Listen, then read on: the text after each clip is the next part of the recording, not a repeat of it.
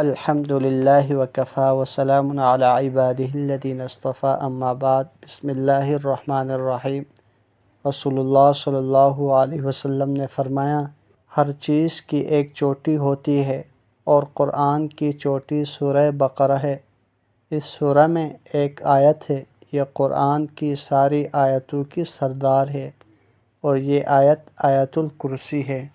ایک اور روایت میں آتا ہے، رسول اللہ صلی اللہ علیہ وسلم نے فرمایا، جس نے سورہ مومن کی ابتدائی 3 آیات حامیم سے الیہ المصیر تک اور آیت الکرسی صبح ہی صبح بیدار ہونے کے بعد ہی پڑھی تو ان دونوں کے ذریعے شام تک اس کی حفاظت کی جائے گی، اور جس نے ان دونوں کو شام ہوتے ہی پڑھا تو ان کے ذریعے اس کی صبح ہونے تک حفاظت کی جائے گی۔